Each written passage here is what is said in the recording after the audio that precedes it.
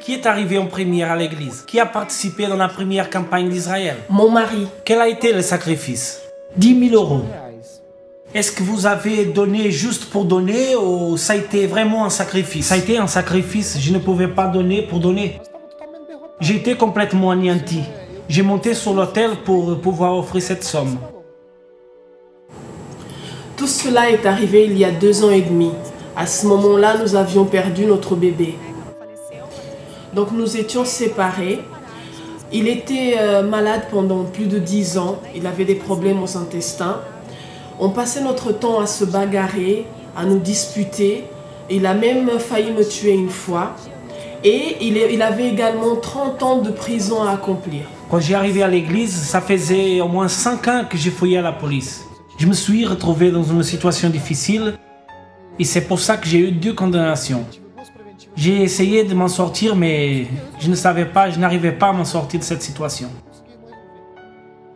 Donc nous sommes arrivés au centre d'accueil universel au moment de la campagne d'Israël. Mon mari a décidé de participer, pas moi, lui uniquement. Mais moi de mon côté, j'étais révoltée. Je pensais que nous n'avions pas besoin de sacrifier. Pourquoi cela? Pourquoi nous demander de l'argent? Cela faisait seulement 1 semaine qu'on était arrivés et il nous demandait de l'argent. Et en plus, il s'est levé pour prendre son enveloppe, sachant qu'avec 10 000 euros qu'il voulait sacrifier, nous allions nous retrouver sous la paille. Nous avions déjà un magasin qui était en faillite. J'ai décidé alors de partir de la maison à cause de son geste. Je pensais qu'il devenait fou, que l'église lui faisait un lavage de cerveau. Je ne voulais plus voir son visage. Je me disais qu'il va tout donner à l'église. Je me suis révoltée encore plus d'une façon que j'en ai parlé à tout le monde. J'ai dit à la famille qu'il était fou, qu'il était en train de donner tout son argent à l'église. Imaginez-vous quelle honte il a pu endurer. Il m'a tout simplement dit que s'il faut que je te perde, je vais te perdre. Mais Dieu, je ne veux pas le perdre. Alors il m'a laissé partir. Sauf que Dieu a été miséricordieux, car il a été utilisé pour venir me reprendre à nouveau. À ce moment-là, il m'avait invité à regarder un film de Moïse avec lui, qu'il venait juste d'acheter. Pendant le temps qu'on regardait le film, il m'expliquait sur le sens du sacrifice, comment sacrifier. Et au fur et à mesure qu'il parlait avec moi, ça commençait à toucher mon cœur. Des larmes coulaient de mes yeux. Et à partir de ce moment-là, je suis retournée à l'église avec lui. Et j'ai également participé de la même campagne d'Israël.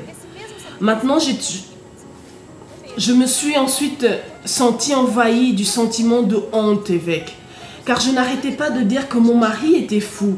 Mais maintenant, c'était moi qui passais pour une folle. Je parlais mal de lui et ma famille n'a pas compris le revirement de la situation.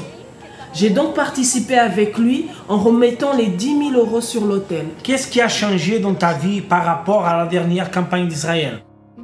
Donc nous avons donné dans la dernière campagne d'Israël 100 000 euros et notre vie a complètement changé.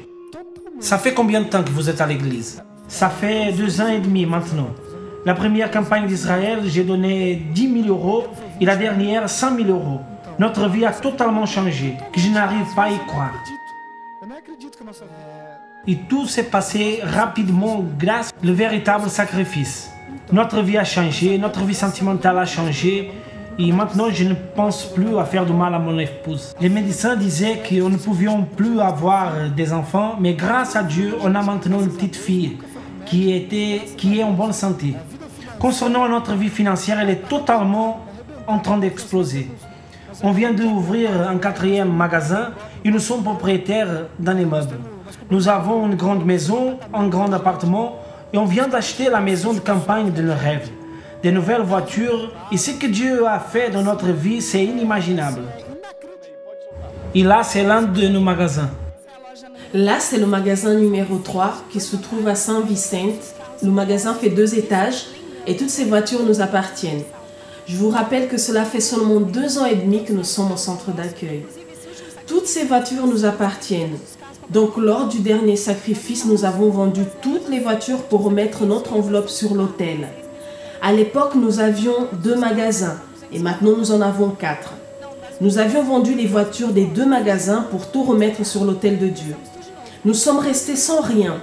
Nous avions tout recommencé.